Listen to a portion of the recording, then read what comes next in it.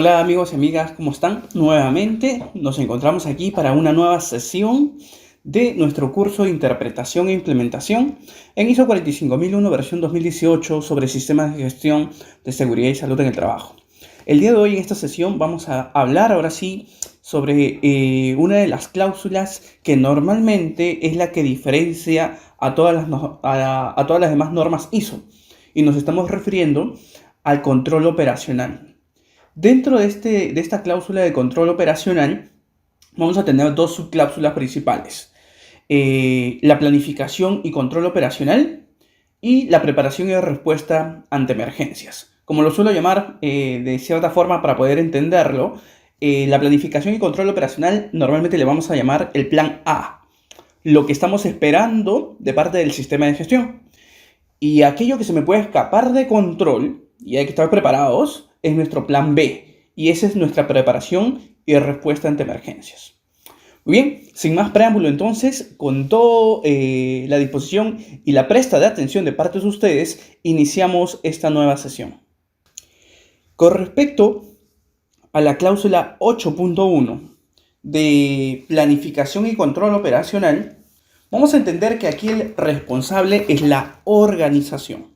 Es la organización quien debe planificar, implementar y controlar y adicional, disculpen también, mantener procesos necesarios para satisfacer el sistema de gestión de seguridad y salud en el trabajo, y que esto está directamente relacionado con todo el capítulo que ya hemos visto en la cláusula 6. En esa cláusula donde vimos los peligros determinados también como riesgos y oportunidades hacia el sistema de gestión y los peligros y riesgos a la seguridad y salud en el trabajo. De allí, lo que en forma teórica, en forma de planificación habíamos enlistado y habíamos evaluado, es aquí donde vamos a poner en práctica y vamos a proponer medidas de control y vamos a ver si funcionan o no funcionan, y en función de eso iremos evaluando qué tan efectivos han sido nuestros procesos de evaluación. Es aquí donde vamos a poner nuestras medidas de control y veremos también si son efectivas o no son efectivas hacia el sistema de gestión. Otra de las cláusulas que vimos en el capítulo 6 y que también vamos a hacer verificación en esta sesión es con respecto a los requisitos legales. Aquellas acciones que se tomaron, se implementen para cumplir esos requisitos legales, se van a dar aquí en esta cláusula de control operacional. Y también todo el plan de seguridad, el programa o los programas, porque podemos tener múltiples programas. Nosotros analizamos en el taller solamente uno, pero podemos haber tenido múltiples objetivos para poder cumplir con toda la política. Y entre esas programaciones tendremos también programas de inspecciones, programas de auditorías, programas de salud, programas de seguridad y salud, programas netamente de seguridad, programas de emergencias, programas de formación, programas de campañas, etc, etc, etc. Y cualquier actividad preventiva que sea netamente para el sistema de gestión de seguridad y salud en el trabajo. La organización, dentro de este proceso, tendrá que generar el establecimiento de criterios de operación. Deberá realizar una implementación del control. Aquellos controles propuestos de forma teórica en la cláusula 6 es aquí donde se van a implementar.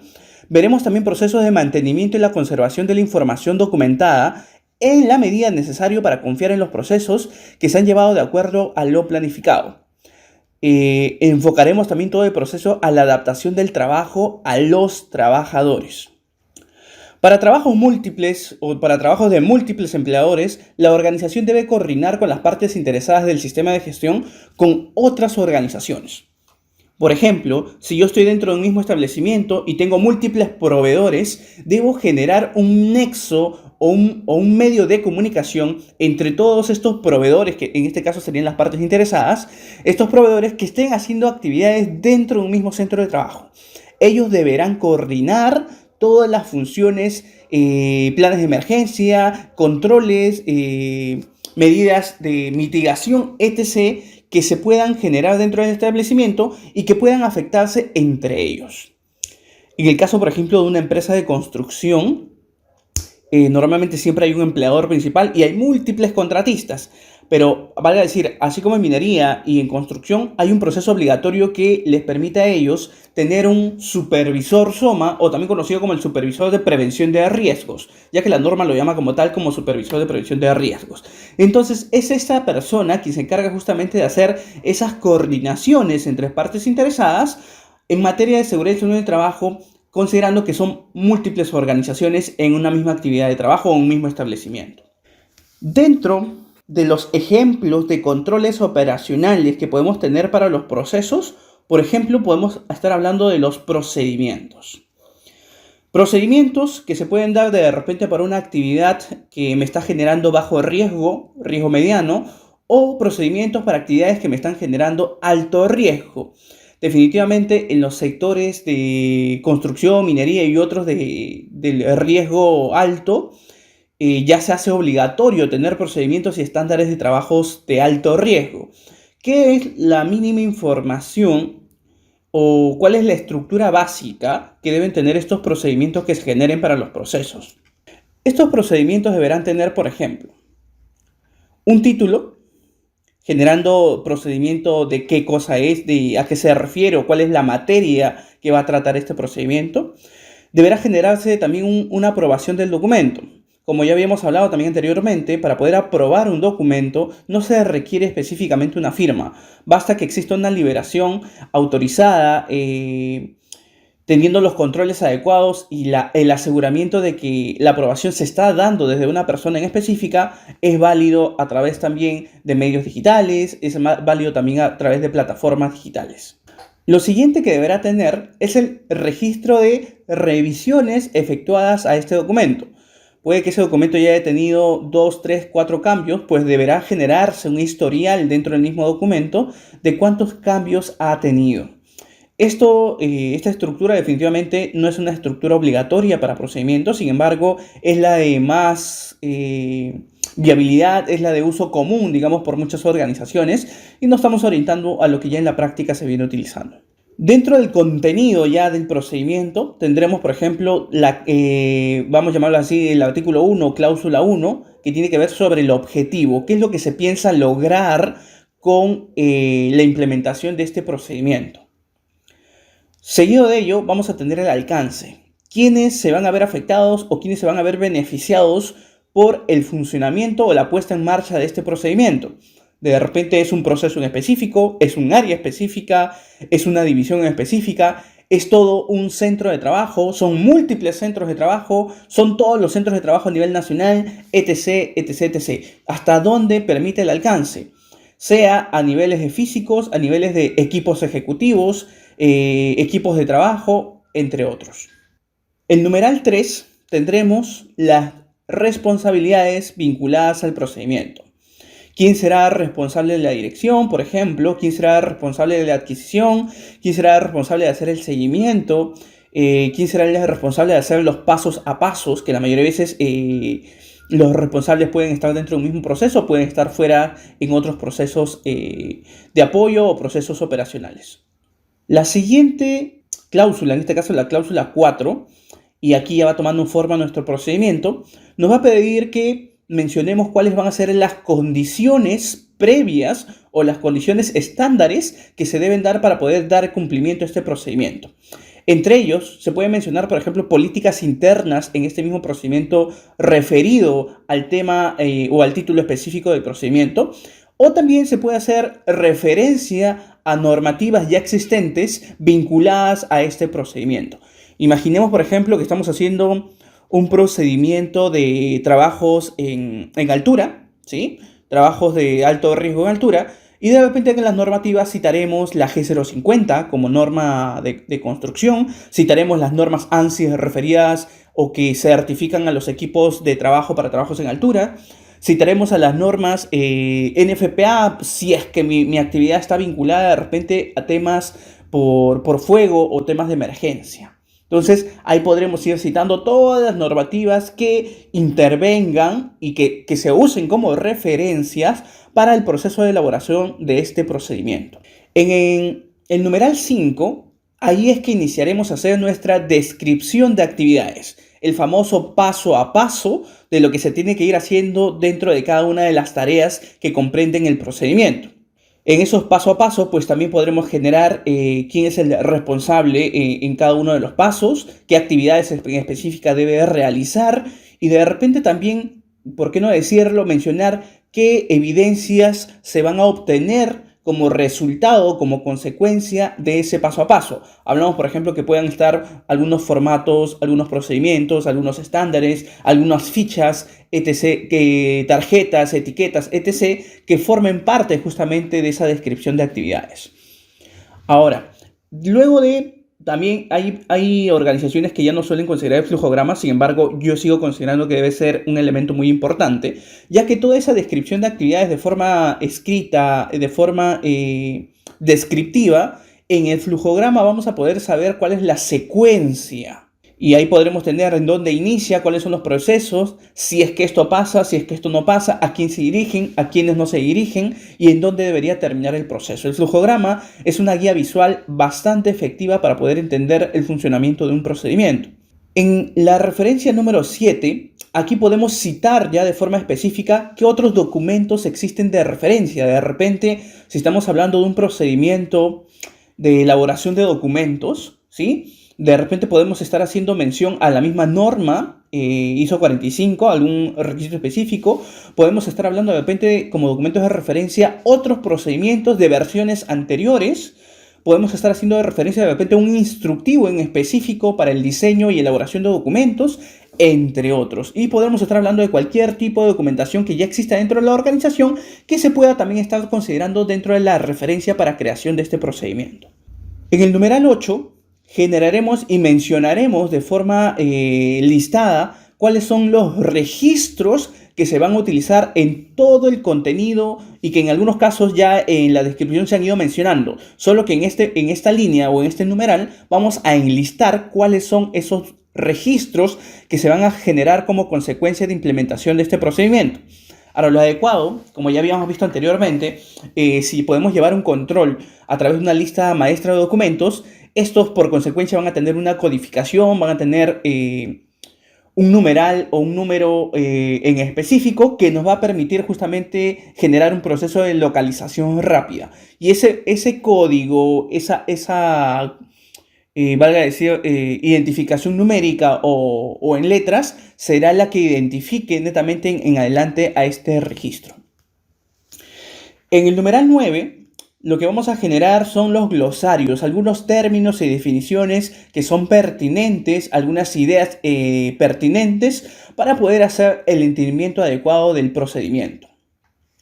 Y por último, estaremos terminando con el numeral número 10, donde incluiremos como anexos todas las formas, los registros y cualquier otra documentación que se vaya a utilizar para poder cumplir el procedimiento. Vale decir, si mencionábamos que vamos a utilizar el registro de capacitación, por ejemplo, si hacemos la mención del registro de capacitación, en el anexo habrá que adjuntar el registro de capacitación. Disculpen, deberemos adjuntar el formato de capacitación. Habíamos mencionado también anteriormente que hay una gran diferencia entre un registro y un formato, ¿no? Registro en realidad es cuando ya posee información y formato es cuando simplemente vamos a visualizar casillas y cuadros vacíos. Otro de los controles operacionales que vamos a generar para esta gestión de procesos es justamente donde debemos hacer el aseguramiento, nosotros como organización en este control operacional, el aseguramiento de las competencias en los trabajadores o por parte de los trabajadores. Competencias que se van a generar o se van a verificar, porque aquí vamos a hacer o verificación o vamos a hacer potenciamiento de las competencias para seguridad y salud en el trabajo. Competencias que vamos a confirmar que se hayan adquirido a través de los procesos de reclutamiento y selección. Y que ya personal que está ingresando ha llegado con las competencias. Es aquí donde se va a hacer el proceso de verificación y se va a poner en puesta de experiencia esa competencia. O si es que tengo que a mi personal generarle competencias, es en este proceso operacional donde vamos a hacer todo ese proceso de generación de competencias, ya sea a través de entrenamiento, sea a través de capacitaciones, sea a través de simulacros, etc, etc, etc. Todos esos procesos que generen competencia a través de los procesos de sensibilización y toma de conciencia, pues también aquí es donde los vamos a poner en marcha. Acabo de poner esta secuencia porque es lo más común cuando nosotros queremos trabajar una gestión de competencias, donde iniciaremos en un punto 1, donde una organización no tiene competencias, no existe una definición de competencias en específico. Un punto 2, donde tendremos una definición de competencias de forma corporativa, de forma organizacional, lo que quiere lograr la organización en materia de seguridad y salud en el trabajo. ¿Cuáles serán esos lineamientos? Si nos dedicamos a trabajos eléctricos y de repente como empresa, como organización, quiero tener un personal que sea altamente especializado en trabajos eléctricos, pues serán parte de las competencias necesarias en los procesos de reclutamiento y selección.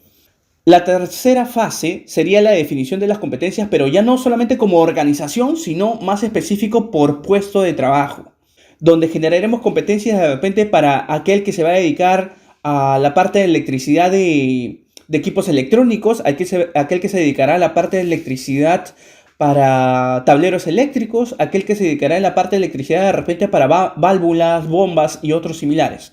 Entonces, ¿cuáles serán las competencias necesarias según el puesto de trabajo que va a desempeñar? La definición de las competencias por niveles. Y los niveles se van a ir generando y van a estar orientados también al nivel de experiencia que uno pueda tener ya dentro de la organización. Y ahí hablaremos de repente de competencias para una persona que de repente ha iniciará en nivel 1 dentro de la organización. Progresivamente se generan competencias y se tendrán que crear competencias para generar un nivel 2. Si hablamos, por ejemplo, para actividades de movilización o de traslado con vehículos, ¿sí? Ahí hablaremos que de repente se puede generar un nivel 1 para aquella persona que por primera vez está generando un trabajo de conducción de vehículos. Luego generaremos un nivel 2 para aquellos que por lo menos ya han llevado un curso de mecánica básica o mecánica intermedia para la conducción de vehículos. Y así progresivamente hasta llegar a una persona que ya es completamente experta en el proceso de manejo de vehículos, en procesos de manejo defensivos, en procesos de mecánica, según los requerimientos que se hayan generado para este puesto de trabajo. Y por último, generaremos pues y aseguraremos la competencia netamente en función de los comportamientos, donde ya entendamos que no hay una obligación por niveles, por puestos, sino netamente como la persona dentro de sus comportamientos busca tener identificación y control de los peligros y riesgos dentro de su centro de trabajo. Otro de los controles operacionales que vamos a generar también en esta cláusula es el proceso que está directamente relacionado a los programas de inspección. Podemos tener inspecciones internas, ¿sí? Esto está básicamente relacionado a las inspecciones internas, así como también aquellas inspecciones que como consecuencias nos generen programas de mantenimientos preventivos o predictivos. Si es que nuestra organización tiene equipamientos, tiene equipos, máquinas que requieran justamente estos mantenimientos preventivos o predictivos. Para términos prácticos, ya nosotros anteriormente habíamos estado hablando, en la sesión anterior se les hizo llegar también todo un Excel con todos los formularios que según la normativa nacional, la resolución ministerial 050-2013-TR para organizaciones no MIPES y la resolución ministerial 085-2013-TR, en este caso para MIPES, que ya nos entregan formularios con información básica, mínima, indispensable y obligatoria para los procesos, en este caso, de inspección. Es el proceso de inspección interna, sea programada, no planeada u otro, que nos va a permitir justamente encontrar y verificar de cierta forma, en realidad más que verificar es la parte operativa de si están funcionando o no están funcionando adecuadamente los controles que se han dispuesto dentro de la organización. Entonces, aquí también estableceremos los programas de inspección. ¿Qué es la mínima información que nos pide? Vamos a verlo directamente en los formularios. Y aquí podemos ver, por ejemplo, el registro de, disculpen, aquí, inspección interna. Registro de inspecciones internas de seguridad. Me pide casi el mismo encabezado que todos los demás registros: razón social, RUC, domicilio, actividad económica y el número de trabajadores en el centro laboral. Esa información siempre va a ser la más repetida en todos los formularios. Aquí varía y es más específico: el área inspeccionada, en donde se ha generado la inspección, la fecha de inspección, quién es el responsable del área inspeccionada, quién es el responsable de la inspección, ¿A qué hora se generó? ¿A qué hora se generó la inspección? Importantísimo porque yo puedo medir o puedo ejecutar una inspección y va a ser distinto el contexto que sea en el día como en la tarde y también muy distinto a que se genere en la noche. Así que la hora de inspección es muy importante. Si es planeada o no planeada, en este caso si fue parte de mi programa o de repente de un momento a otro hice inopinado y salí a campo a inspeccionar a ver qué encontraba. Entonces ahí tendremos ambas, ¿no? La planeada, no planeada, también conocidas como la inspección opinada y la inspección inopinada. Y si es que existiera otro modelo, acá se detallará qué tipo de inspección. ¿Cuál es el objetivo de la inspección? De repente estoy haciendo una inspección para saber cuáles son las condiciones de la maquinaria pesada utilizada, cuáles son las condiciones del ambiente de trabajo a iniciar mi jornada en el día, cuáles son las condiciones de los equipos de emergencia, cuáles son las condiciones, de repente el objetivo, cuál es el estado de los arnés de seguridad para trabajos en altura y de los de inspección de repente de andamios, inspección de vehículos, inspección de equipos de protección personal si se encuentran en buen estado o no y si se están utilizando adecuadamente o no. Entonces va a depender del tipo de organización, va a depender de los peligros y de riesgos que la organización ya ha determinado para poder direccionar las inspecciones. ¿Cuáles fueron los resultados? En otras palabras, ¿qué es lo que encontramos? Y ahí pondremos el nombre completo del personal que participó de la inspección interna. A quienes fueron entrevistados, quienes fueron inspeccionados, valga decirlo. Acá describiremos en el número 14 cuáles son las causas que resultaron desfavorables en la inspección. De una cierta forma pudiéramos aplicar una metodología rápida de repente de los 5 porqués. Eso lo vamos a ver un poco más cuando lleguemos a la cláusula 9 y 10, ¿sí? Para poder hallar las causas raíz. Sin embargo, podemos, repito, de forma rápida generar un estudio de los 5 porqués o cualquier otro estudio como la tabla SCAT que hoy en día ha sido actualizada también y autorizada para el uso de SUNAFIL para investigaciones de accidentes. Entonces podemos también utilizar esa metodología o cualquier otra que nos permita justamente identificar cuál es la causa de los eventos que estamos localizando. Y por último, conclusiones y recomendaciones. ¿Qué es lo que pretendemos hacer? ¿Cómo se va a mitigar? ¿Con quién se va a coordinar? ¿A quién se va a poner como responsable? Importantísimo, si la organización de repente por allí ya tuviera algún checklist, alguna lista de verificación. La mayoría de organizaciones, por ejemplo, si va a inspeccionar EPP, ya tiene una lista de todos sus EPPs y con eso va a ir verificando cuál es el estado. O otros, por ejemplo, cuando van a verificar andamios, ya saben que hay un checklist previo donde dirá se han colocado las 2 crucetas, se ha considerado el peso máximo permitido, se ha armado cuerpo por cuerpo, etc, etc. La estructura no se encuentra con rasgos o con signos de óxidos, etc, etc. Entonces, esas listas de checklist se adjuntan, ¿sí?, a este formulario, ya que este formulario, que el que estamos visualizando, es el obligatorio y es el fiscalizable. A este se anexarán todos los demás checklists. Y por último tendremos los datos pues, de responsables del registro. Esto para organizaciones no MIPES. Muy distinto, por ejemplo, para pequeñas empresas, por ejemplo, lo tendremos en el formulario de seguimiento. Bien, entonces como podemos ver en pantalla, existe un formulario que dice registro de evaluación del sistema de gestión de seguridad y salud en el trabajo. Esto es para pequeña empresa. La pequeña empresa puede ir directamente al requisito 19 y encontrará dentro de un mismo formulario los puntos que son específicos para la inspección. Y ahí estará el área inspeccionada, la fecha y hora de la inspección, responsable del área inspeccionada, responsable de la inspección, el objetivo de la inspección, el tipo de inspección, si es planeada, no planeada u otro, cuáles fueron los resultados, cuál es la descripción de las causas resultantes desfavorables y cuáles son las medidas correctivas que se van a implementar. Esto dentro del aseguramiento de los programas de inspección. Ahora, si soy una microempresa que tiene muchos menos trabajadores, su nivel de facturación es mucho menor, pues tendrá otros requisitos. Y como podemos ver, por ejemplo, en el caso de ellos, tendrán una lista de verificación como microempresa. Y las inspecciones ya están dadas a través de una lista en específico. O sea, ellos solo están obligados a hacer un checklist. Y ahí se hará, por ejemplo, la lista de verificación de señalización, se ha señalizado la obligatoriedad de equipos de protección personal en las áreas que requieren esta, entre otros puntos a señalización, puntos para orden y limpieza, puntos de inspección para instalaciones eléctricas, puntos de inspección para prevención de incendios, puntos de inspección para sustancias químicas si es que estuviéramos vinculados a ellos, puntos de inspección para equipos de protección personal, puntos de inspección para higiene industrial, protección de máquinas y equipos y puntos de inspección para la capacitación. Entonces, para microempresa hay una lista solamente dada, no es abierta, ya acá hay puntos en específicos de apoyo justamente para las microempresas. Muy bien, otro de los formularios que también vamos a utilizar dentro de este control como parte de los controles operacionales en los procesos es los registros de equipos de seguridad o emergencia.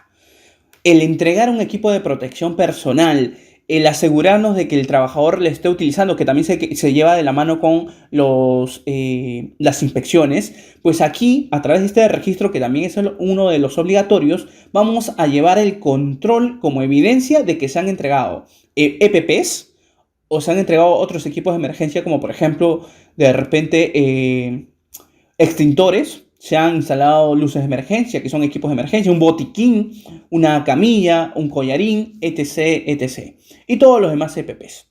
Entonces, esto también lo vamos a encontrar en la Resolución Ministerial 050-2013, y si eres una micro y pequeña empresa, podrás tener un formato simplificado en la Resolución Ministerial 085-2013-TR. ¿Qué otro control operacional vamos a utilizar con bastante frecuencia? El tema que está vinculado al tema de compras.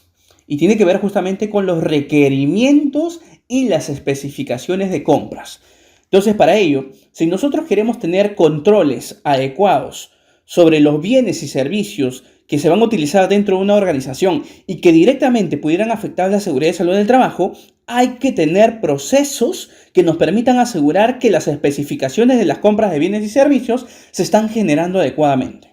Entonces aquí, por ejemplo, pueden ver un modelo muy común, ¿no?, de requerimiento, donde hay una fecha de elaboración, una cuenta de presupuesto de dónde se va a hacer la compra, cuál es la cantidad requerida, cuál es la unidad y cuál es la descripción y especificaciones del bien o servicio que se piensa solicitar. La fecha requerida, la notificación, las instrucciones especiales de envío, quién lo elaboró y quién aprobó ese pedido o ese requerimiento de compra.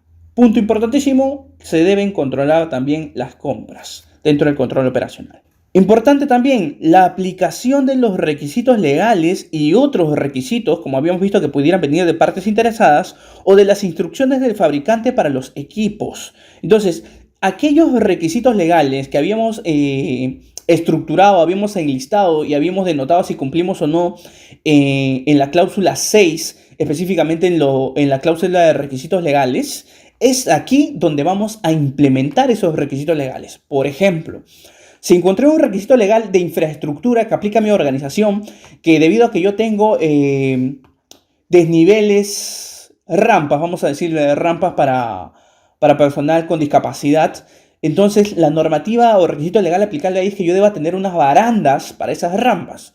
Entonces, el proceso de implementar esas barandas será justamente dentro de este proceso de control operacional. Si un requisito legal me indicaba que yo debo de tener sistemas contra incendio de forma obligatoria como parte de requisitos legales, es aquí en el control operacional donde llevaremos el estatus de implementación de esos requisitos legales o de esos requerimientos.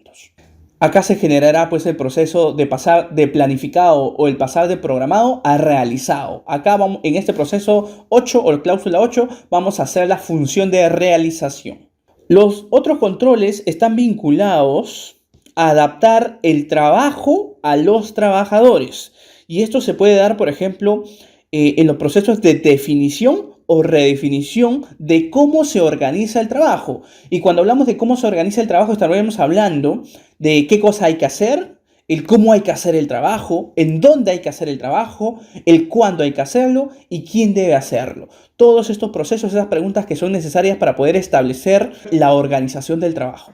Otras formas de presentar la organización de trabajo, porque también son parte, la comunicación y las relaciones personales en el entorno laboral. Si estamos generando acciones que nos permitan mejorar la comunicación, mejorar las relaciones personales en el entorno laboral como parte del bienestar, eso es organización de trabajo. El estilo de mando en la organización, que de repente pueda estar afectado por bullying, que pueda estar afectado por mobbing en el caso del trabajo, por hostigamiento, por acoso, esos controles que se vayan a generar es aquí en el control operacional donde se van a ejecutar. El contenido del trabajo en sí, la identificación con la tarea, si que se siente identificado o no, la capacidad de iniciativa que se pueda generar de parte del trabajador, las posibilidades que se puedan generar de promoción, la estabilidad de empleo que aplica directamente a la parte social y la política salarial. Cualquier movimiento, cualquier planificación que se haya generado donde vamos a ejecutarlo es en el control operacional. Todas estas interacciones influyen pues en el rendimiento de la satisfacción y en la salud de las personas. Un punto que no se nos puede escapar, no solamente hablando de capacitación, no solamente hablando de entrenamiento, o más adelante que vamos a hablar de los simulacros de emergencia dentro del control operacional, también no se nos puede escapar los procesos de inducción a los nuevos trabajadores. Uno de los procesos operacionales más importantes, pudiéramos decir, porque es el que inicia todo este proceso de aprendizaje dentro de un centro de trabajo por parte de un trabajador, es la inducción. Esta debe ser clara, debe ser pertinente y debe cumplir justamente con indicar a los trabajadores cuáles son los principales requerimientos dentro del sistema de gestión o la principal participación dentro del sistema de gestión de seguridad y salud en el trabajo. Otro control operacional que tiene que ver con el análisis y diseño de los puestos de trabajo orientados al entorno, al ambiente físico de trabajo, la iluminación, el ruido, el estrés térmico, los temas disergonómicos también de cierta forma, que es más específico, factores físicos, químicos, biológicos, etc, etc. Entonces aquí vamos a definir o redefinir cuáles son los procesos y los ambientes de trabajo como parte del control operacional. Y no muy alejado a ello, que tiene que ver también con estos procesos de ergonomía, el uso de los enfoques ergonómicos en el diseño de nuevos lugares de trabajo, en el diseño de los equipos, en el diseño de las máquinas, en el diseño del ambiente en sí, que va de la mano con el punto anterior, o de la modificación de los lugares de trabajo, equipos, etcétera. La famosa ergonomía. Es aquí donde vamos a aplicar justamente los procesos de ergonomía. De repente, en temas administrativos, colocar un reposapiés, colocar un levantador de laptop, un soporte de laptop, un mouse ergonómico, un soporte para teclado, mantener las distancias mínimas. En temas de repente ergonómicos operacionales, si hablamos de manipulación de cargas, hoy en día, por ejemplo, que en el mercado están ingresando con bastante fuerza bueno, todavía acá en Latinoamérica muy costosos, las ayudas mecánicas, pero en este caso ¿cómo le llaman esto?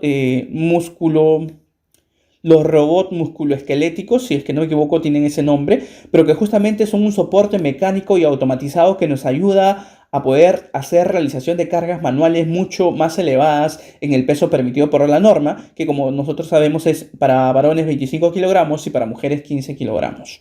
Todo el mundo de ergonomía entra a implementarse en este control de la cláusula 8, control operacional. Lo siguiente que se viene aquí, ya sabemos que tenemos que implementar controles operacionales.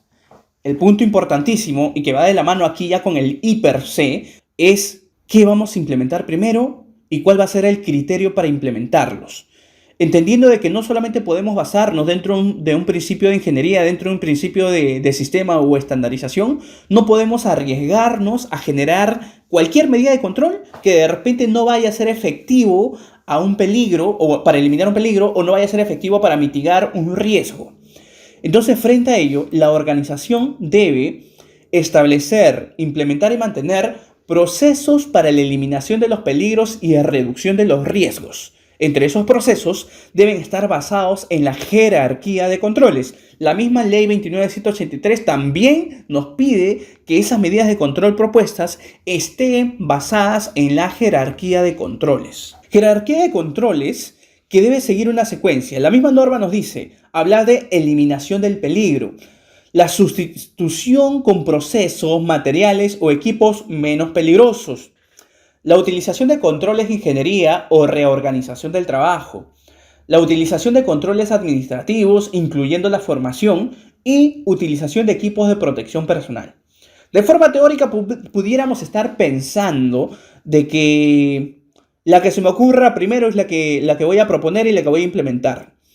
Una de las grandes dificultades que tienen justamente los sistemas de gestión cuando se implementan es que cuando se proponen medidas de control, por dejarnos llevar por la primera idea que se nos ocurre, por ser muy reactivos, solemos generar medidas de control muy poco eficientes. No es culpa netamente de nosotros como implementadores, tiene mucho que ver también con la idiosincrasia, con las creencias, con las rutinas que tiene, pues, especialmente en nuestro lado del mundo Latinoamérica, de ser demasiado reactivos. Entonces, frente a ello, ¿cuál es la situación actual frente a las propuestas que se generan como medidas de control? A pesar de que sabemos que existe una jerarquía de controles, que es la siguiente, donde el primero es eliminar, ¿sí? La primera medida de control es eliminar, donde se busca la eliminación completa del peligro. La segunda, sustituir, que busca reemplazar el material o equipos o procesos por uno de riesgo inferior. 3. Los controles de ingeniería que buscan rediseñar los equipos o procesos de trabajo. 4. Que tiene que ver con los controles administrativos, la señalización, las advertencias, donde se busca implementar controles de tipo entrenamiento, procedimiento, y que en la cláusula anterior también había sido enlistada. Y por último, donde hablaremos también de los equipos de protección personal. La entrega y uso del equipo de protección personal. ¿Por qué decimos que esta es la situación actual? Porque frente a un peligro, frente a un riesgo, lo primero que pensamos, ¿sí?, va a ser medidas de entrega de equipos de protección personal. Para no ir muy lejos, vamos a hacer el siguiente ejemplo y lo vamos a ir contratando en nuestras concepciones. Imaginemos que ustedes son responsables del área de seguridad de un almacén, ¿sí? Y dentro de este almacén tienen ciertos elementos que están almacenados a 1,70 m de altura. Definitivamente hay un pasadizo debajo de todos estos elementos almacenados a una altura de 1,70 m. Tenemos trabajadores que miden entre 1,60 m a 1,80 m de altura. ¿Cuál es la propuesta inmediata o la primera propuesta que se les ocurriría para poder implementar controles, sabiendo que estamos implementando hoy en día y porque el almacén ha sido diseñado de esta forma para almacenar elementos a 1,70 m y teniendo pasadizos debajo de estos elementos? La primera idea, que estoy más que seguro que se les puede haber ocurrido, es que los trabajadores de talla menor utilicen casco y los trabajadores de talla mayor, pues ponerles una señal o ponerles de repente ahí un protector para evitar que se golpeen o una señal que diga cuidado con la cabeza. Y adicional, casco. Otro de los ejemplos, imaginemos que ustedes son los líderes también de seguridad en una empresa de agroexportación. Una empresa agroexportadora que, vamos a poner que sea de espárragos, donde dentro de su proceso operacional, dentro de su planta operativa, ellos hacen lavado del espárrago.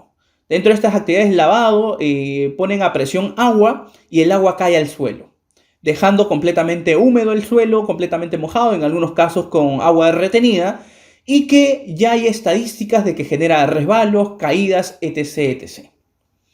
¿Cuál sería la primera propuesta que se les ocurriría aquí como medida de control? Nuevamente, estoy más que seguro que al primero se les estarían ocurriendo ponerles unas botas antideslizantes. Porque, repito, muchas veces hemos caído en este proceso de primero pensar en el equipo de protección personal.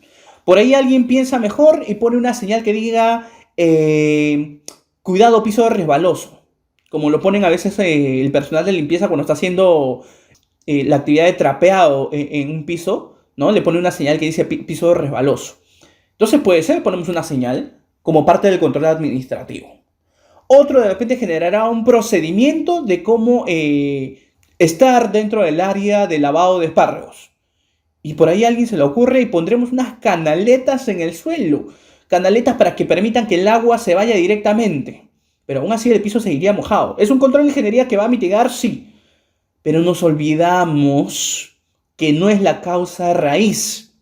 Y muchas veces pensamos que estamos dando solución a la situación problemática o al peligro y no localizamos la causa raíz y que en este caso va a eliminar por completo el peligro. ¿Qué es lo que más proponemos siempre frente a un peligro por ser muy reactivos? EPPs, EPPs, EPPs. Y nos basamos en el uso de presupuesto para EPPs. Si no son EPPs, queremos poner procedimiento a todo, le queremos poner procedimiento. Señalización por todos lados, advertencias y similares por todos lados. Por eso que también son bastantes. Por ahí alguien quiere ser más creativo y se basa solamente en hacer controles de ingeniería y todo lo que le parezca relacionado a ingeniería, para él es control de ingeniería. Y en estos tres siempre estamos rondando. ¿Cuál es la situación deseada? ¿Qué es lo que se espera? Y que en adelante cada uno de ustedes pueda generar propuestas que generen valor a la organización. Donde lleguemos a una situación en la cual percibamos, y la misma organización y la alta dirección perciba el sistema de gestión que está generando valor, que de verdad se está mitigando y se están eliminando los peligros.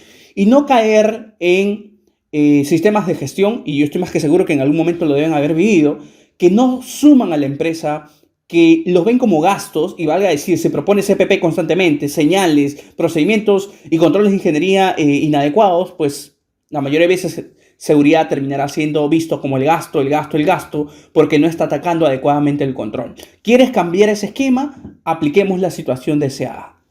Donde la situación deseada será la siguiente.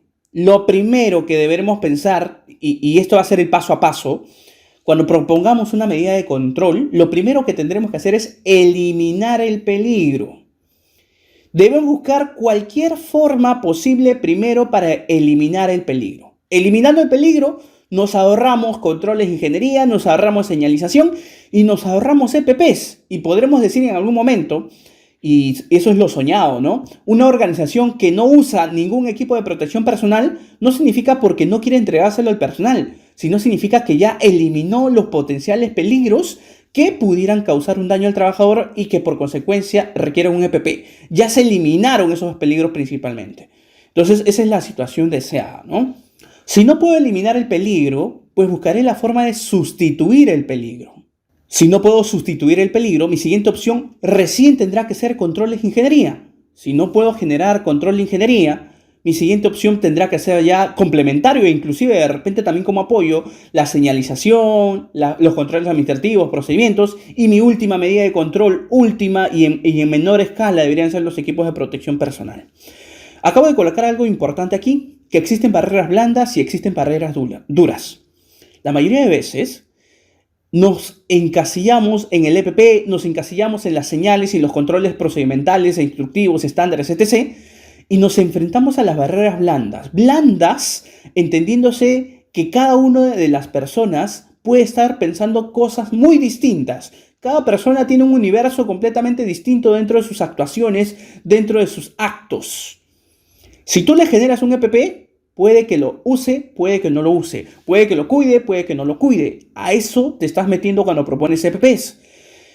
Cuando pones una señal o haces un procedimiento, corres el riesgo de que al trabajador, en esta barrera blanda de saber si lo va a tomar de buena fe o no lo va a cumplir, o simple y sencillamente no le interesa cumplirlo, estaremos teniendo justamente gastos innecesarios en señalización, en controles administrativos, porque va a depender de que el trabajador quiera hacer uso de ellos. Para nosotros es más fácil proponerlo. Esta es la línea del facilismo, digámoslo así. La línea más complicada se encuentra en la parte de arriba, donde hay que tener barreras duras, donde tendremos que tener buen conocimiento, tendremos que tener experiencias, tendremos que hacer investigación, y nos encontraremos con ciertas barreras duras que tienen que ver, por ejemplo, con el nivel económico de la organización, con la decisión de parte de la alta dirección. Pero ya no estaremos metiéndonos con cada uno de los trabajadores, imaginándonos que de repente direccionamos a una empresa que tiene más de 5.000 trabajadores. Ponte a trabajar en el comportamiento de 5.000 trabajadores, no es nada fácil. Entonces, las medidas de control deben estar basadas justamente en estos tres primeros procesos. Si hablamos de un nivel de eficiencia de medidas de control, hay que entender primero que nada que las de situaciones o de controles dentro de la jerarquía, el primer control a eliminar va a la raíz del peligro. Este elimina el peligro.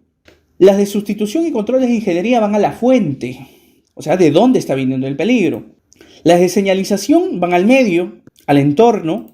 Y las DP pues van a la persona, van al receptor, el que va a recibir la afectación directamente del peligro. ¿Cuál es más eficiente? Y por eso hablamos de una situación deseada. La más eficiente siempre será la primera, eliminar. Y la menos eficiente pues será la de equipos de protección personal. Para tenerlo más claro, vamos al siguiente ejemplo. Vamos a generar en este momento una actividad para poder aplicar la jerarquía de controles. Esta actividad es de limpieza de un acuario. Yo les propongo en este momento, para hacer la limpieza del acuario, imaginemos que yo soy el dueño, soy la alta dirección, soy el dueño de esta organización que tiene acuarios, ¿sí? Y por temas de la coyuntura de COVID-19, vamos a decir, y como hay empresas que están pagando muy poco, yo quiero pagar mucho más para poder tener personal lo más pronto posible. Me urge tener personal. Así que estoy ofreciendo 20.000 soles mensuales para aquel que acepte el trabajo de limpieza de acuario. Es más, 20.000 soles de adelanto para aquel que acepte hacer la limpieza del acuario. Tienen 3 segundos para tomar la decisión. Y es más, en este momento vamos a suponer que cada uno de ustedes ha aceptado el trabajo, porque si no, no habría sentido de hacer el estudio de jerarquía de controles. ¿Ok? Entonces, cada uno de ustedes, en este caso, vamos a darle un nombre para referirnos a alguien específico. Ustedes van a llamarse Pepito. ¿Ok? Pepito es el que acaba de aceptar el trabajo. Le acabamos de dar 20.000 soles mensuales. Pero Pepito no sabía que en este caso el acuario tiene tiburones. ¿Quién es el peligro en esta actividad? Los tiburones. ¿Cuál será el riesgo en una actividad de limpieza de acuario donde el peligro es el tiburón o los tiburones? ¿Cuáles serán los riesgos? Por ahí alguno dirá, los riesgos son que me devore, ¿sí? Los riesgos serán que me desmiembre, los riesgos serán que me muerda, los riesgos serán que me asuste, que va a ser muy poco viable, los riesgos serán pues que te devore, vamos a ponerlo así de forma rápida, que te devore, ¿no? Entonces, esos son, y podría haber múltiples riesgos relacionados a este peligro tiburones. ¿Y cuáles serán las consecuencias? Ahí ya hablaremos en términos de lesión. No se olviden, en términos de lesión, las consecuencias son fracturas, amputación, muerte, desangramiento, etc., etc., en términos de lesión. ¿Cuál sería la primera medida de control que se les ocurriría entonces a ustedes frente a este peligro? No se olviden, para que sea medida de control dentro de la jerarquía de controles, debe atacar al peligro. Y si no puede atacar al peligro, debe atacar por consecuencia o como consiguiente al riesgo. Excelente. La primera medida de control será eliminar el peligro. Y por ahí se me ocurre, para eliminarlo, generamos un acuario al lado para poder pasar a los tiburones y para que Pepito pueda hacer la limpieza adecuada pues del acuario. Por ahí otro dirá, más sencillo, matamos a los tiburones y Pepito puede hacer su tarea tranquilamente. Y podrá existir otras medidas de control de tipo eliminar el peligro para que Pepito se pueda quedar solo en el acuario y pueda realizar la limpieza adecuadamente, de forma segura y de forma saludable. Pero ahí, como les dije, nos encontraremos en algunos casos con barreras duras. Entre ellas, por ejemplo, en mi caso, yo soy el dueño de este acuario, les mencionaré y les diré, no tenemos espacio para generar un acuario aledaño, así que no puedo mover a los tiburones. No puedo matar a los tiburones porque mi core business, mi acuario funciona gracias a que tengo tiburones. Si no tengo tiburones no funcionaría. Entonces, si no puedo eliminar el peligro o el riesgo, tendré que proponer la siguiente medida de control, que viene a ser la sustitución. Para sustitución, ¿qué cosas se les ocurriría implementar? En sustitución, igual hacia el peligro, sustituimos los tiburones. ¿Por qué podríamos sustituir el tiburón?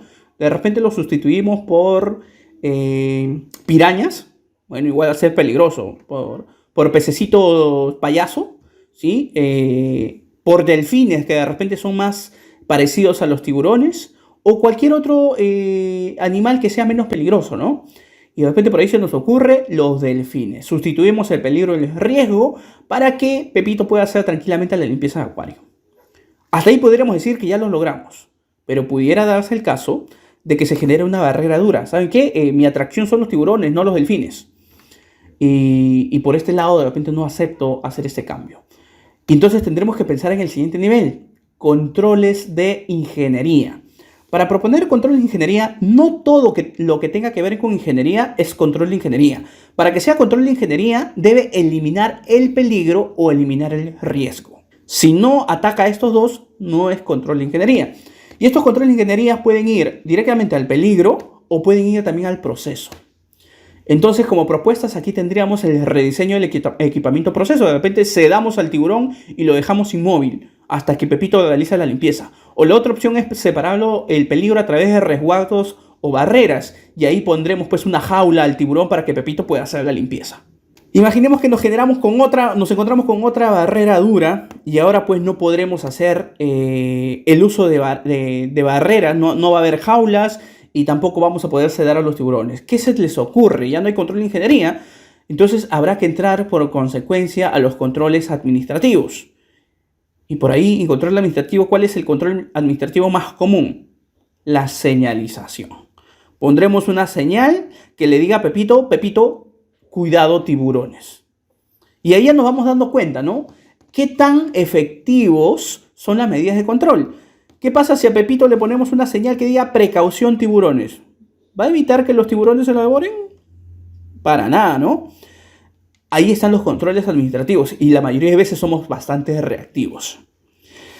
O bueno, complementariamente de repente ponemos la última medida de control, que son los equipos de protección personal, y lo dotamos a Pepito de un implemento, un EPP adecuado para que pueda entrar al acuario y hacer la limpieza adecuada.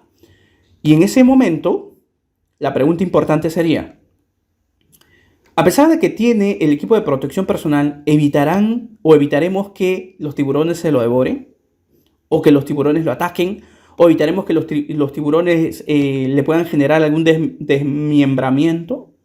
No, para nada.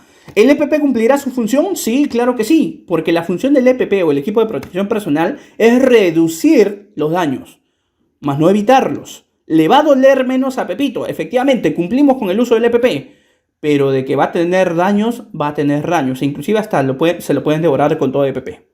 Entonces, dentro de esta jerarquía de controles, espero que se haya entendido claramente que el más eficiente siempre va a ser el primero, eliminar. Y cuando piensen adelante sobre una medida de control, debo pensar en la jerarquía de controles. Primero, eliminar el peligro o el riesgo. Segundo, sustituir el peligro o riesgo. Tercero, control de ingeniería. Cuarto, control administrativo. Y quinto, proveer el equipo de protección personal. Y frente a ello, terminamos nuestro taller que habíamos dejado en el capítulo 6, en la cláusula 6, justamente con respecto al IPER. Si ustedes se acuerdan, cuando habíamos estado viendo el IPER, nos habíamos quedado justamente en la evaluación de riesgo porque hasta ese nivel nos pedía el proceso de planificación. Y es en este nivel de control operacional donde proponemos, implementamos y probamos las medidas de control. Si ustedes recuerdan el taller que habíamos estado haciendo, habíamos propuesto y habíamos trabajado sobre el peligro de sustancias químicas con respecto al personal que realiza la limpieza, el operario de limpieza. Y habíamos atacado el riesgo de contacto con la piel. ¿Se acuerdan que nos había salido según las 3 metodologías en el nivel importante? Entonces, frente a este peligro y riesgo, tienen máximo 5 segundos para pensar qué medida de control propondrían ustedes para poder o eliminar el peligro o mitigar el riesgo. ¿Qué se les ocurre? 5 segundos, de forma inmediata. Y ahí, estoy más que seguro, ya no caeremos, pues no. Pues si tiene contacto con la piel, que se ponga guante. No, pues ya estamos a un nivel de formación en la cual vamos a tener que evitar pensar que toda la solución es EPPs. Y tampoco le pondremos una señal o un instructivo de trabajo. Bueno, ya, pues eso es complementario, si es que no he podido mitigar el riesgo. Pero no puede ser en adelante mi primera opción.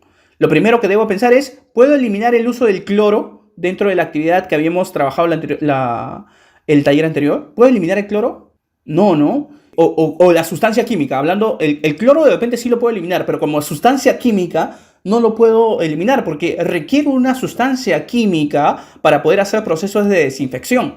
No puedo hacer desinfección solo con agua. Necesito de una sustancia química.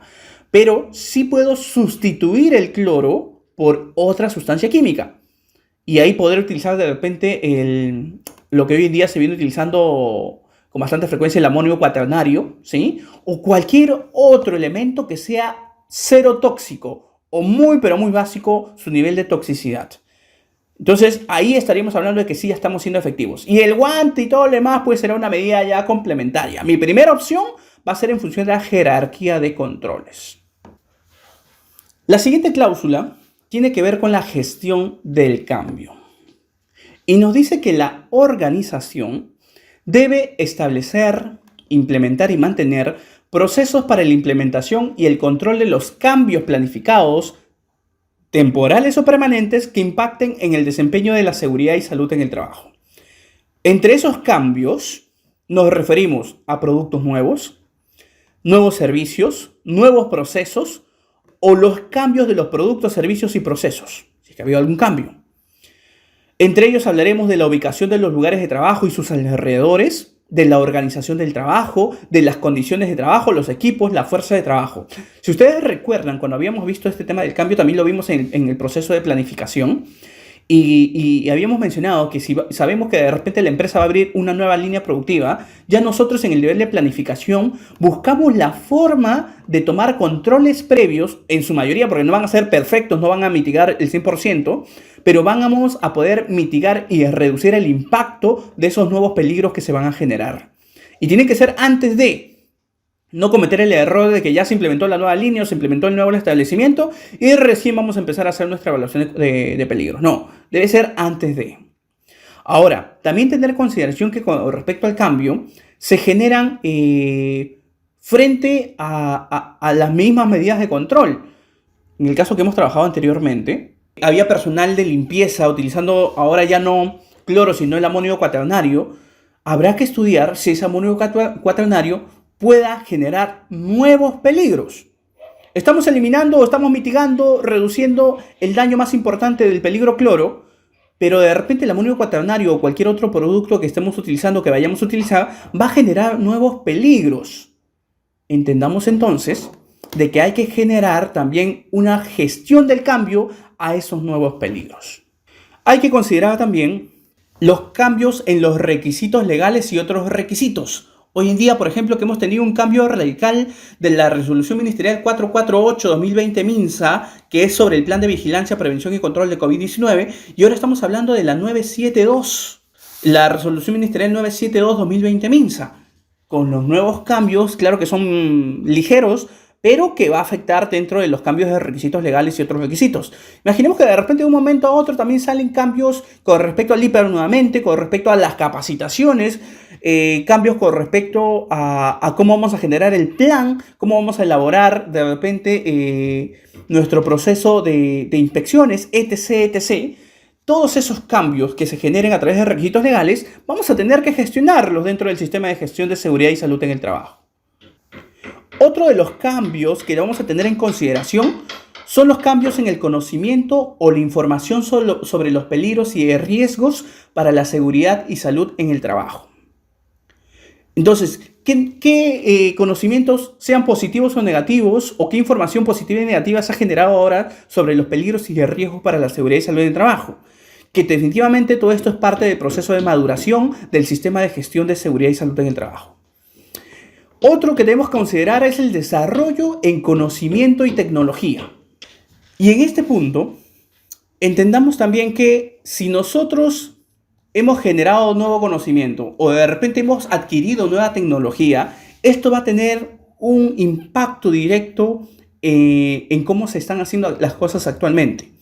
Pueden que generen nuevos peligros, puede que los peligros que generen sean menores, o también puede que generen peligros mayores que no hemos considerado. Entonces, lo adecuado es que cada que se genere un cambio hay que hacer una gestión. Y la organización debe revisar las consecuencias de los cambios no previstos, tomando acciones para mitigar cualquier efecto adverso según sea necesario.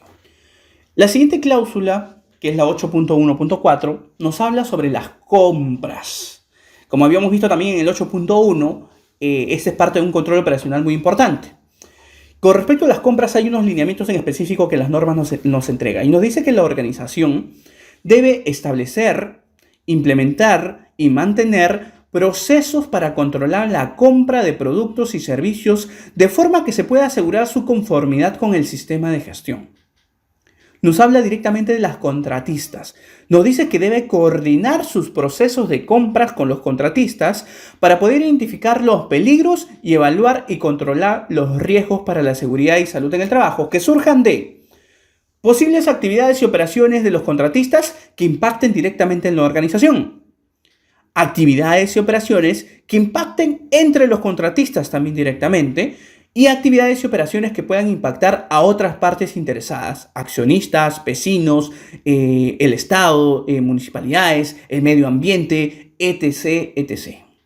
Y frente a ello, ¿cómo vamos a hacer esta verificación? Incluso la ley 29.183 en el artículo 86, ¿sí? También nos habla sobre el control de los contratistas. Y hay un artículo en específico que es el artículo 68, donde ahí vamos a encontrar específicamente que hay una obligación de vigilancia hacia el cumplimiento del sistema de gestión de seguridad y salud en el trabajo por los contratistas. Entonces, frente a ello, debemos asegurarnos, o en este caso la organización con los contratistas debe asegurarse de que los requisitos de su sistema de gestión de seguridad y salud de trabajo también se cumplen por los contratistas y sus trabajadores de estas contratistas. Los procesos de compras deben definir y aplicar los criterios de seguridad y salud de trabajo para poder seleccionar contratistas. ¿Qué está de moda hoy en día? Por ejemplo, para este proceso de poder asegurar que los contratistas están cumpliendo estos lineamientos y qué criterios utilizan, está de moda, no está regulado, pero está de moda utilizar los procesos de homologación de proveedores en materia de seguridad y salud en el trabajo. Homologaciones que puede realizar directamente la empresa principal a sus contratistas o las puede solicitar también intermediados a través de alguna certificadora, quien hace la verificación del cumplimiento del sistema de gestión de SST. Lo que es claro es que si nosotros estamos implementando nuestro sistema de gestión de seguridad, más aún basado en ISO 45001, nuestros contratistas deben estar alineados también a este mismo cumplimiento. No se olviden que el sistema de gestión de SST hoy en día es un término o es un tema obligatorio aplicable para cualquier organización. Entonces, ¿qué cosa habrá que tener como principales controles de verificación en nuestros contratistas? Y ahí hablamos de proveedores o cualquier contratación que se pueda generar o se pueda generar de forma externa con cualquier institución o empresa. Y ahí estaremos hablando, por ejemplo, de los registros del desempeño de la seguridad y salud en el trabajo y su nivel de satisfacción. Que de repente ellos estén generando su política, de que ellos tengan su plan de seguridad y salud en el trabajo, tengan su mapa de riesgos, tengan su hiper, tengan la implementación de su control operacional, estén haciendo auditorías, inspecciones, entregando EPPs, etc, etc. Tal y como nosotros estamos viendo todos los requerimientos obligatorios para implementar, mi contratista también tiene la obligación de cumplirlo. Importantísimo también hacer la verificación de la experiencia y los criterios de competencia de los trabajadores. En este caso, por ejemplo, mediante la formación, capacitación, inducción, entrenamiento y simulacros que les corresponde también a los trabajadores de cada una de las contratistas o proveedores. Y por último, entendiendo que ellos puedan tener, haciendo la vigilancia efectivamente de que ellos puedan tener los recursos, puedan tener los equipos, una especie de checklist y que estén preparados para el trabajo y que sea el más adecuado en realidad para que puedan realizar una actividad de trabajo convenientemente bajo los criterios de seguridad y salud en el trabajo. Continuando en el mismo requisito de compra se encuentra la contratación externa. Aquel proceso que nosotros normalmente llamamos outsourcing o tercerización, ¿sí? En este proceso de contratación externa no significa que porque ya subcontraté mi proceso o direccioné mi proceso a otra empresa, ya no tengo nada absolutamente que ver con la materia de seguridad y salud en el trabajo. Según esta norma, sigue siendo responsabilidad. ¿Y qué me dice la norma? Nos dice que la organización debe asegurarse de que las funciones, los procesos contratados externamente estén controlados. Yo puedo tercerizar mi proceso, por ejemplo, de seguridad y salud en el trabajo, ¿sí? Y hoy en día la norma nacional también me lo permite. Puedo tercerizar mi proceso productivo, de repente una línea de producción, algún producto o un servicio, el packing que es muy de moda hoy en día tercerizar. Entonces, todas esas actividades, sea con la organización que sea que esté tercerizando, estamos obligados también a que esta organización cumpla con los requerimientos de seguridad y salud en el trabajo. Debe asegurarse de que los acuerdos en materia de contratación externa son coherentes con los requisitos legales. No solamente en materia de seguridad y salud, sino también con los requisitos legales del mismo proceso de contratación externa. Sea coherente con otros requisitos como parte de las necesidades y expectativas de partes interesadas y con alcanzar los resultados previstos del sistema de gestión de seguridad y salud en el trabajo. También hay que considerar el tipo y grado de control a aplicar estas funciones y procesos que deben definirse dentro del sistema de gestión de seguridad y salud en el trabajo. Entonces ahí veremos y tendrá que denotarse que dentro de la contratación externa, sea la función o sea el proceso que se contrate de forma externa, se considerarán requisitos necesarios dentro del sistema de gestión de seguridad y salud en el trabajo, que puede ser la misma ISO 45001, así como requisitos de cumplimiento obligatorio de ley 29183. Dados los requisitos, definir cuáles van a ser los controles apropiados. ¿Cómo voy a verificar yo como organización de que esta organización donde estoy contratando externamente servicios o procesos o funciones está cumpliendo o no está cumpliendo? Tengo que verificar cuáles van a ser esos controles apropiados. Una homologación, una auditoría, una inspección, etc. Efectuar un efecto sobre el resultado previsto, que pase lo que pase, me van a seguir brindando productos de calidad y dando las condiciones adecuadas de seguridad y salud en el trabajo a sus propios trabajadores. El grado en el que la función externa se comparte, cuál va a ser las responsabilidades que según el convenio o contrato me va a afectar por parte de la organización de contratación externa. El control netamente que existe en el proceso de compras, y aquí lo más adecuado a veces es que podamos tener pues un procedimiento que nos ayude a tener ese control del proceso. Un procedimiento que no necesariamente, repito nuevamente, pueda estar escrito. Y por último, las oportunidades de mejora que se producen constantemente en el mismo sistema de contratación. Hoy en día contraté a una empresa de outsourcing para hacer un proceso y de repente no tenía absolutamente nada del sistema de gestión de SST. Pero pasados 6 meses ya ha habido un cambio, ha habido una oportunidad de mejora. Y esos 6 meses generarán nuevas oportunidades de mejoras y esto seguirá siendo un ciclo constante de mejora en seguridad y salud en el trabajo. Y hasta allí es nuestro plan A de control operacional. Ahora viene nuestro plan B. ¿Qué pasa si según todo lo que hemos esperado que suele suceder, se convierte en un evento que se escape de lo planificado? Entonces habrá que tener nuestro plan B, que es nuestra preparación y respuesta ante emergencias. Y nos dice aquí que la organización debe establecer, implementar y mantener procesos necesarios para prepararse y responder ante situaciones potenciales de emergencia. Entre ellos también, responder de manera planificada incluye los primeros auxilios. Entre ello que nuestros brigadistas, tener un botiquín, tener una camilla de emergencia, saber cuáles son las maniobras básicas de primeros auxilios. Entre ese saber se condiciona la provisión de la formación para la respuesta adecuada, la formación adecuada para personal en general y la formación adecuada para los brigadistas de respuesta a emergencia. Las brigadas más importantes, pues según nuestra normativa, son primeros auxilios, lucha contra incendios y seguridad y evacuación, ¿no? La siguiente, las pruebas periódicas y el ejercicio de la capacidad de respuesta, lo que tiene que ver directamente con los simulacros. No solamente simulacros de emergencias naturales, por si acaso, no solamente del sismo ni nada por el estilo.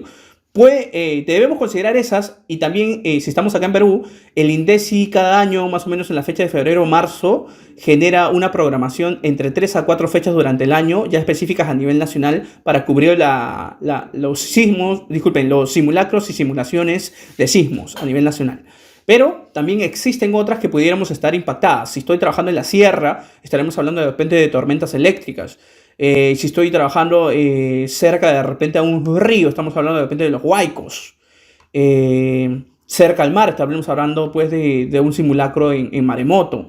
Y va a depender mucho también sobre las cualidades geográficas que se puedan tener. Ahora, Eso es parte definitivamente de todo un análisis que también vamos a mencionar un poquito más adelante a través de una guía. Y no solamente ello, sino también aquellas situaciones de emergencia como causa o ocasión de actividad de trabajo. En otras palabras, aquellas situaciones de emergencia que se pudieran generar como parte de un accidente de trabajo. Hay que hacer la evaluación del desempeño y revisar la respuesta adecuada, en particular luego de que haya ocurrido situaciones o pruebas. Si hoy en día, frente a un proceso, por ejemplo, a un proceso de evacuación, hicimos 10 minutos, pues hay que evaluar ese desempeño, que definitivamente es malísimo. El promedio debería ser de 3 minutos, menor a 3 minutos. Entonces, habrá que medir constantemente cada simulacro qué tanto vamos mejorando. La comunicación y la provisión de la información pertinente a los trabajadores sobre sus deberes y responsabilidades. Y habrá que hacer pues un comando de responsabilidades, un comando de acción frente a una situación de emergencia. Se incluye en este proceso de planes de emergencia los requisitos de las partes interesadas. ¿Qué es lo que esperan? Y esto también, dentro de estos requisitos estamos hablando de lo que hemos visto en la cláusula 4.2, pues, ¿no? Las necesidades y expectativas de las partes interesadas. Si es que están vinculadas, pues, al cómo funciona nuestra organización. Comparándolo con Perú, tenemos una ley, la ley 28551, donde en el artículo 3 establece que todas las personas naturales y jurídicas de derecho privado o público que conducen o administran empresas, instalaciones, edificaciones y recintos tienen la obligación de elaborar y presentar para su aprobación ante la autoridad competente planes de contingencia para cada una de las operaciones que desarrollen. Por ahí siempre hay la curiosidad y el conflicto de entender, acá en Perú, bueno, se ha dado de esta forma, ¿qué diferencia hay entre contingencia y emergencia? La contingencia está dentro de un proceso de emergencia, ¿sí? La norma inclusive ISO 45 de que nos habla es de preparación de respuesta de emergencia. ¿Y por qué acá en Perú hablamos de contingencia y emergencia? Para tenerlo más claro, y de repente en este punto en específico se pudieran apoyar muchísimo en la norma ISO 22301, que es de continuidad del negocio, donde hablamos de los 9 planes para poder atender la continuidad del negocio, y donde estos planes están de forma independiente. Está el plan de crisis, el plan de emergencias, el plan de contingencias, el plan de prevención, el plan de comunicación y bueno, todos los demás planes que forman parte justamente del sistema de continuidad del negocio. Entonces, para tener un poco más de claridad, la contingencia es aquella situación en la cual se cubre con propios recursos de la organización. Vale decir, se genera un amago de incendio dentro de la organización. Allá, perfecto. Tenemos extintores y tenemos brigadistas. Si ellos lo controlan, perfecto, fue con uso de nuestros recursos. Parte del plan de emergencia sí, pero fue utilizado solamente a nivel de contingencia porque utilizamos solamente nuestros recursos. Pero vamos al mismo caso y este fuego se escapa de control y se convierte en incendio. A pesar de que tenga el sistema contra incendio, a pesar de que tenga los brigadistas, ya no puedo atender esa situación. Entonces tendré que apoyarme en recursos externos, los bomberos, por ejemplo. Llegarán los bomberos, que ya no es recurso propio, sino externo, y que me ayudarán en la actuación de esta emergencia. Entonces, ya no solo utilicé recursos propios, que son parte de la contingencia, sino recursos externos. Y ya netamente estaremos hablando de la emergencia, ¿sí? Entonces, el plan de contingencia está dentro del plan de emergencia. Y nos pide, pues, en este caso la norma, que tengamos planes de contingencias para cada una de las operaciones que se desarrollen. Por tanto, se encuentran obligadas a elaborar su plan de contingencias todas las personas naturales, jurídicas, que conducen y administran instalaciones.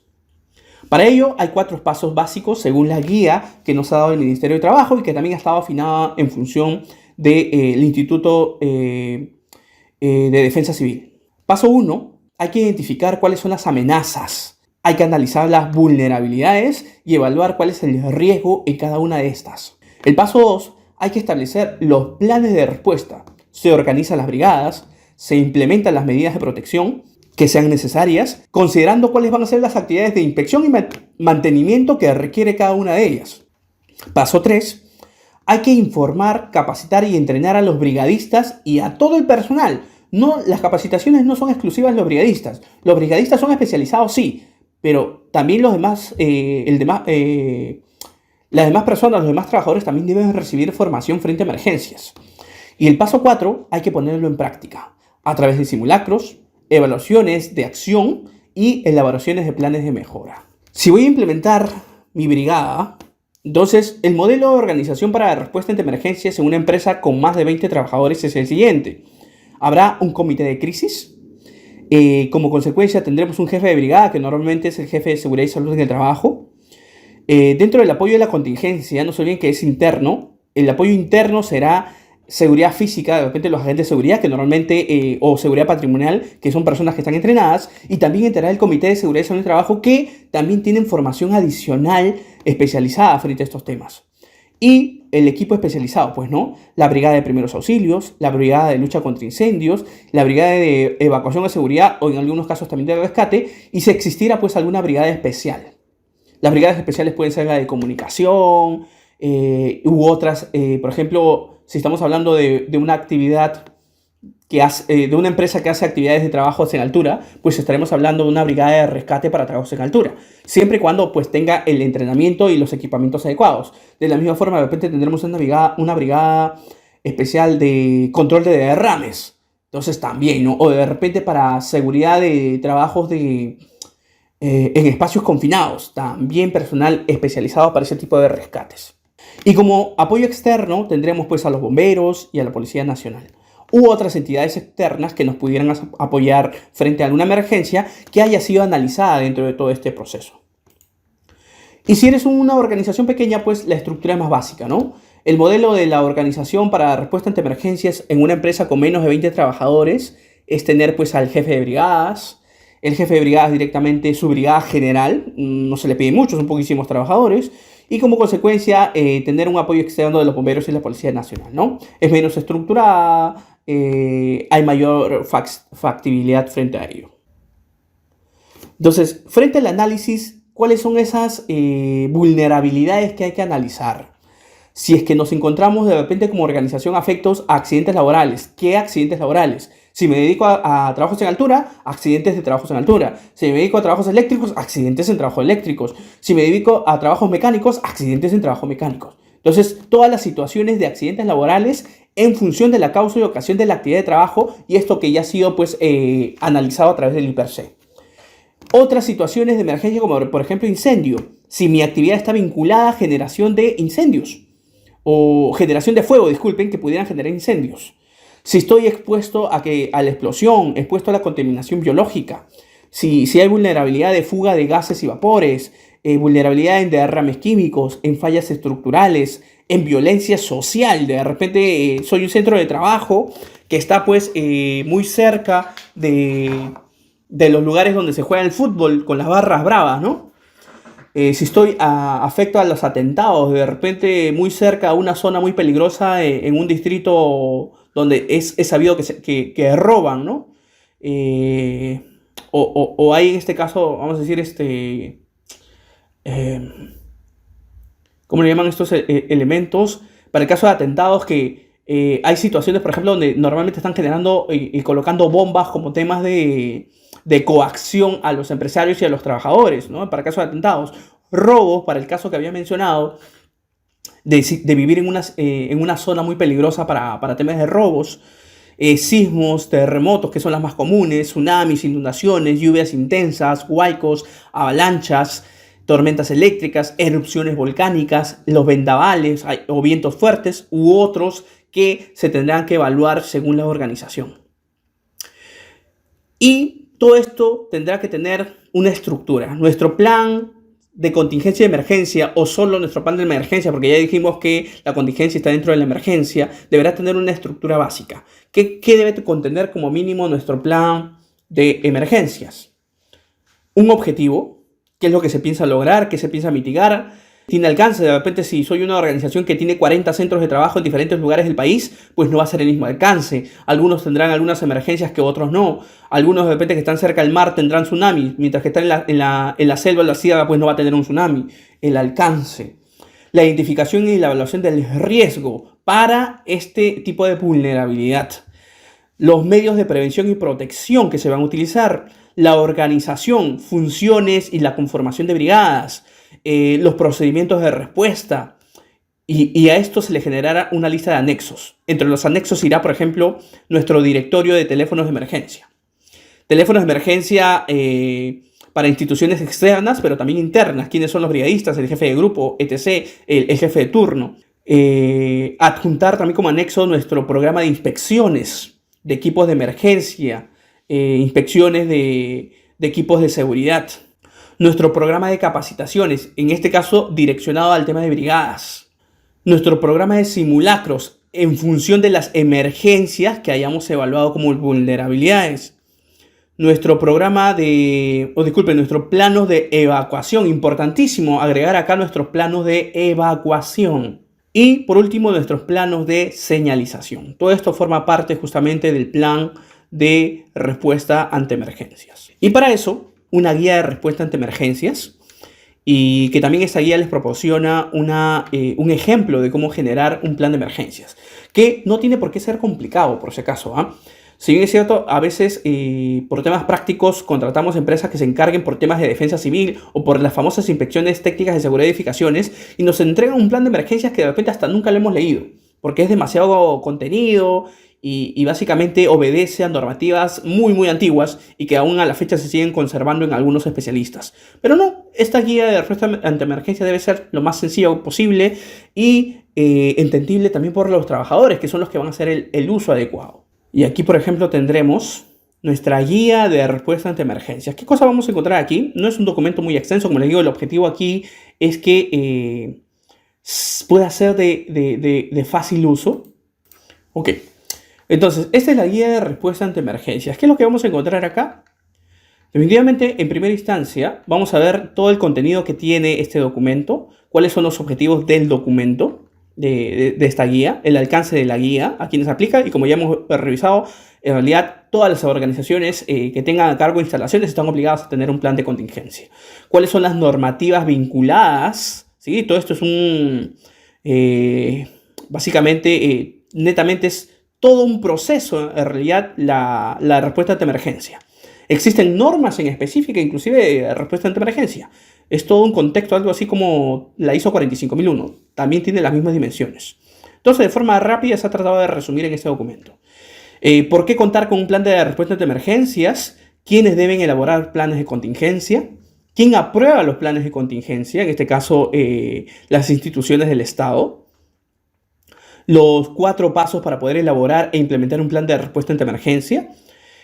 Un caso práctico de cómo aplicar cada uno de estos pasos.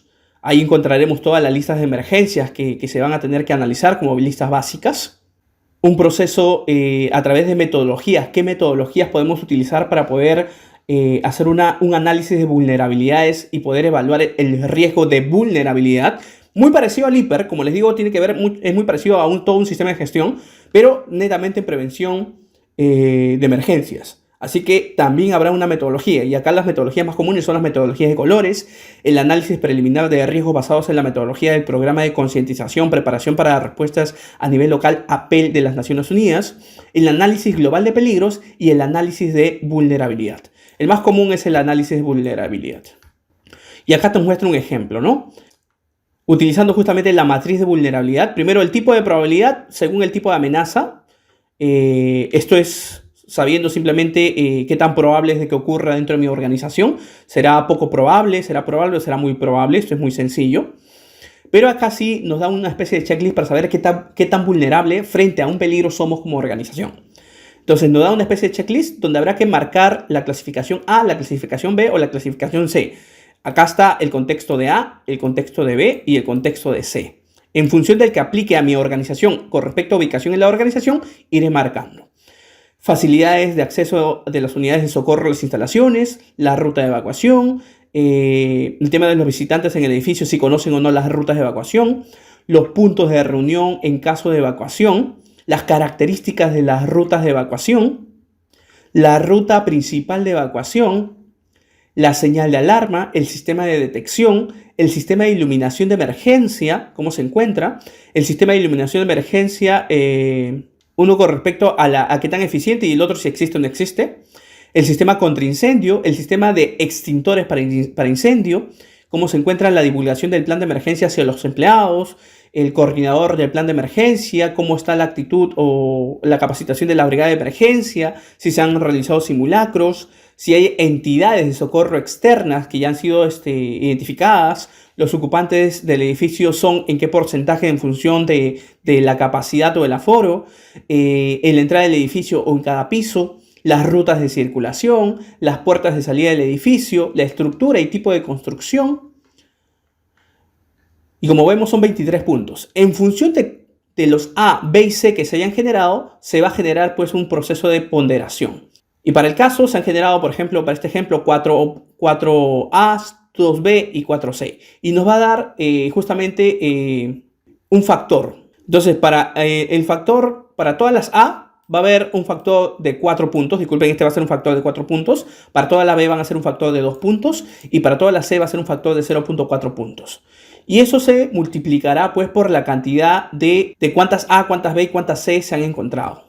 Y ese valor tendrá, igual que como vimos en el hiper, en esta metodología es muy similar, hablaremos y tendremos una tabla de comparación del nivel de vulnerabilidad. Donde si nos sale de 0 a 50 habrá una acción a seguir, de 51 a 70 habrá otra acción, de 71 a 90 habrá otra acción y de 91 a 100 habrá otra acción.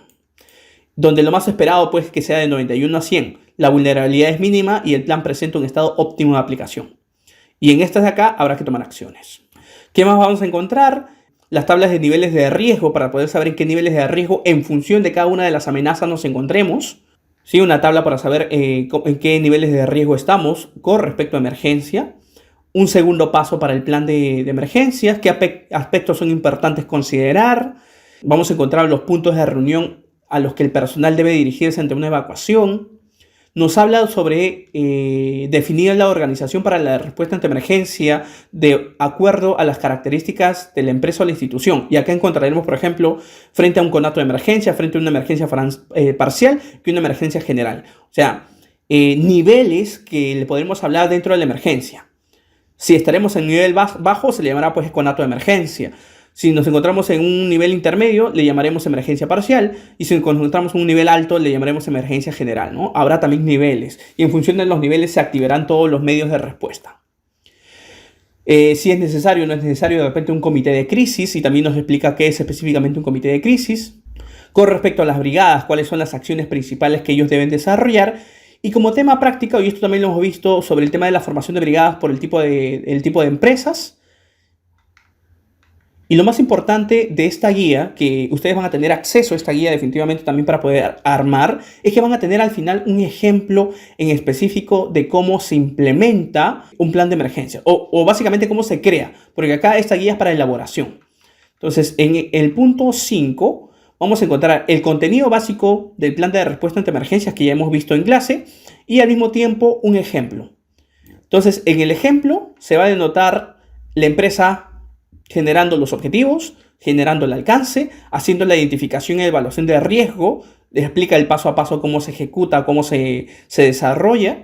El punto 4 que tiene que ver con los medios de prevención y protección, todo lo que se tiene que hacer dentro de los medios de prevención, todo lo que se tiene que hacer dentro de los medios o tener dentro de los medios de protección, se enlista. ¿Cuáles van a ser la organización, las funciones y la conformación de las brigadas? Entre el diagrama de cómo va a estar conformado, en este caso para empresa de menos de 20 trabajadores, que es la empresa ABC, y cuáles van a ser las funciones principales. También hay una muestra de cuáles son las funciones principales para el jefe de brigada y para la brigada general. Para el apoyo externo también, y cuáles son los procedimientos de respuesta en caso de sismo, por cada una de las emergencias. Para el caso de sismo, antes, durante y después. Y por último, están los anexos que deben ir pues, justamente en el plan de respuestas de emergencia. El directorio de los teléfonos de emergencia, las inspecciones, la frecuencia con la que se vienen haciendo y el estado actual, los programas de capacitaciones, cuando se han proyectado hacer básicamente como les había dicho, el tema de brigadas, los programas de simulacros, cuando también se han intentado hacer en función de las emergencias que se hayan localizado. No solamente las básicas, sismo, incendio y terremoto, sino las que hemos detectado. Y también aquellas que estén vinculadas a accidentes de trabajo. Y por último, van a encontrar una bibliografía también de guía adicional para que se pueda revisar. Esta documentación ha sido confirmada por el Ministerio de Trabajo y Promoción del Empleo. Muy bien, entonces hasta aquí estamos terminando nuestra sesión número 6. Y para nuestra siguiente sesión estaremos viendo la evaluación del desempeño del sistema de gestión, donde estaremos viendo 3 subcláusulas: el seguimiento, medición, análisis y evaluación, la auditoría interna y la revisión por la dirección. Muy bien, eso ha sido todo por esta sesión. Muchísimas gracias.